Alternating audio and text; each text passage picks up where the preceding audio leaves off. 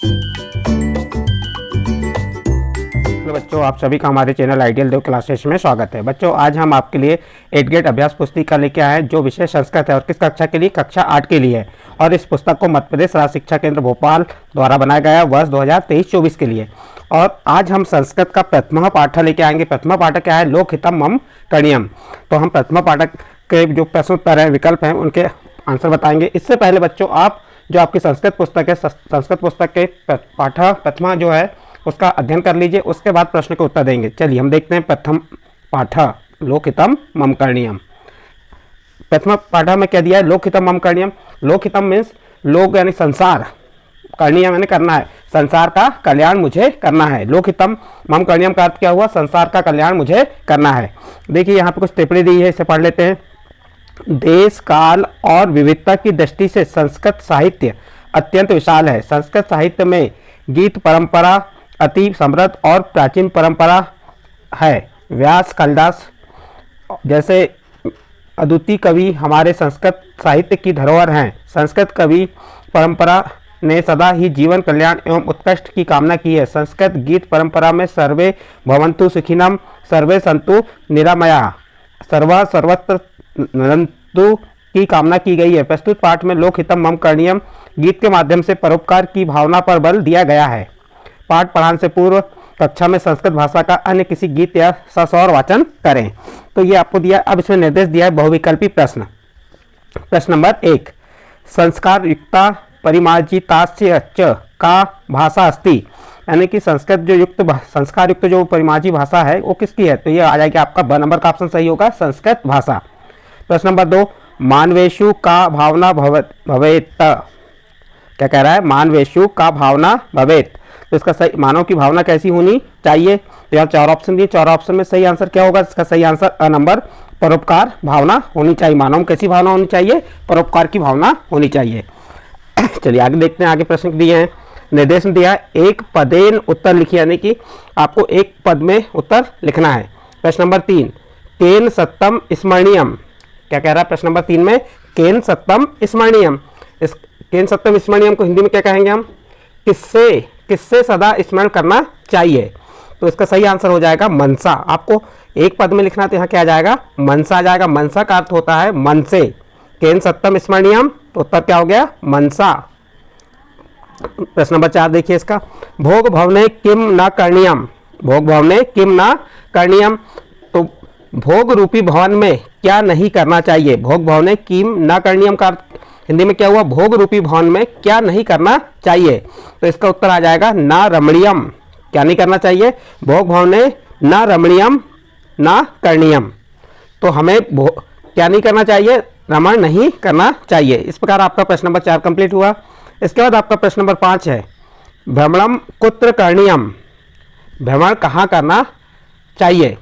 तो विपत्ति विपने, कहाँ करना चाहिए? इसका उत्तर क्या हो जाएगा? विपत्ति विपने। भ्रमण विपत्ति विपने करणीयम। यहाँ पे आप लिख देंगे विपत्ति विपने। विपत्ति विपने मीन्स होता है विपत्ति रूपी वन में। आपका प्रश्न नंबर 5 कंप्लीट। इसका प्रश्न नंबर 6 देखिए, बंधुजना कुत्र स्थिताः, बंधुजना कुत्र स्थिता। तो इसका हिंदी में क्या हुआ? बंधु जन कहाँ स्थित हैं? तो इसका सही आंसर हो जाएगा गहरे, यानी कि गुफा में। तो बंधुजना गहरे स्थिता। तो आपका प्रश्न नंबर 6 का उत्तर हो गया यहाँ पे। इसके बाद नेक्स्ट अगला प्रश्न देखते हैं, प्रश्न नंबर 7। ये कैसे प्रश्न है? एक वाक्यन उत्तर, यानी कि इन प्रश्नों का उत्तर आपको एक वाक्य में लिखना है। कार्य क्षेत्र किम करणीयम, तो आपका उत्तर आ जाएगा कार्य क्षेत्र तरणीयम। इसका उत्तर क्या बन जाएगा आपका? यहाँ कहा है कार्य क्षेत्र किम करणीयम, यानी कार्य क्षेत्र में क्या करना चाहिए? तो आपका उत्तर आ जाएगा कार्य क्षेत्र तरणीयम, यानी कार्य क्षेत्र में शीघ्रता करनी चाहिए। आपका प्रश्न नंबर 7 का उत्तर कंप्लीट होता है। इसके बाद नेक्स्ट प्रश्न आता है आपका प्रश्न नंबर 8, कदा जागरणीयम, कदा जागरणीयम। तो कदा जागरणीयम का अर्थ हुआ कब जागना चाहिए? तो उत्तर हो जाएगा अहम निशम जागरणीयम, अहम अनिशम जागरणीयम, दिन रात जागना चाहिए। तो इस प्रकार आपका प्रश्न नंबर 8 कंप्लीट होता है। इसके बाद नेक्स्ट प्रश्न है प्रश्न नंबर 9। प्रश्न नंबर 9 में क्या कह रहा है?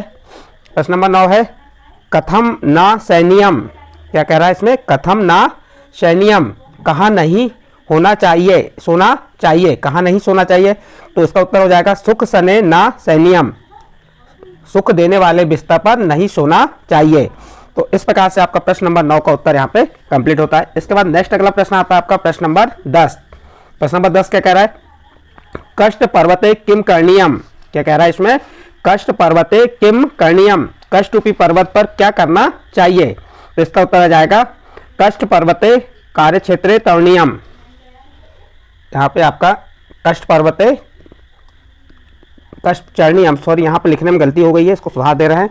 यहाँ पे क्या आ जाएगा? कष्ट पर्वते। यहाँ पे आपको क्या लिखना पड़ेगा? कष्ट पर्वते, कष्ट पर्वते चरणीयम। तो इसका आंसर हो जाएगा कष्ट पर्वते चरणीयम। तो इस प्रकार से आपका प्रश्न नंबर 10 में क्या है? कष्ट पर्वते किम करणीयम, यानी कष्ट रूपी पर्वत पर क्या करना चाहिए? तो उत्तर हो जाएगा कष्ट पर्वते चरणीयम, कष्ट रूपी पर्वत पर चढ़ना चाहिए। इस प्रकार आपका प्रश्न नंबर 10 कंप्लीट होता है। इसके बाद आपका नेक्स्ट प्रश्न आता है प्रश्न नंबर 11। प्रश्न नंबर 11 में क्या कहा है? लोक हिताय मया किम किम करणीयम, यानी लोक के हित के लिए हमें क्या क्या करना चाहिए? तो यहाँ पे हमने उत्तर बताया, मया ना भोग भावने रमणीयम, ना च सुख सैने सैनियम, अहम निशम जागरणीयम, ना जातु दुखम गरणीयम, ना च निस्सोच्य मन्यम कार्य क्षेत्र तरणीयम।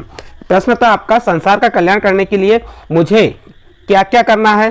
तो आप इसका उत्तर अपने आधार पर लिख सकते हैं। मुझे ना सुख देने वाले घर में रहना चाहिए, मुझे ना मया ना भोग भावने रमणीयम, मुझे सुख देने वाले घर में नहीं रहना चाहिए, और ना सुख देने वाले बिस्तर पर सोना चाहिए, ना सुख सनय सैनियम, अहम निशम जागरणीयम, यानी मुझे सुख देने वाले बिस्तर पर सोना नहीं चाहिए, दिन रात जागना चाहिए, ना जातु दुखम गरणीयम, कभी भी दुख का ध्यान नहीं रखना चाहिए, ना च निस्सौम्य मन्यम कार्य क्षेत्र तरणीयम।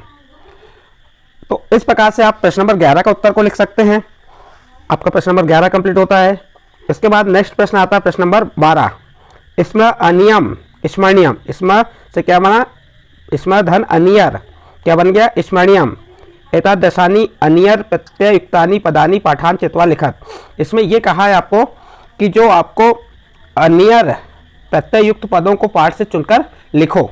तो देखिए, त्र धन अनियर क्या बन गया? करणीयम, रम धन अनियर रमणीयम, सी धन अनियर सैनियम, गर धन अनियर गरणीयम, और मन धन अनियर मन्यम। तो इस प्रकार से आपके ये क्या लिख के बताएं? प्रत्ययुक्त वाले शब्द जो आपके पाठ से संबंधित हैं। इस प्रकार बच्चों आपका ये प्रश्न नंबर 12 कंप्लीट होता है, और इस प्रश्न के साथ आपका पाठ प्रथमा समाप्त होता है। यदि इस पाठ के प्रश्न उत्तर आपके समझ आए हों तो आप हमारे चैनल आइडियल देव क्लासेस को सब्सक्राइब कीजिए, लाइक कीजिए एवं अन्य ग्रुप में शेयर जरूर कीजिए।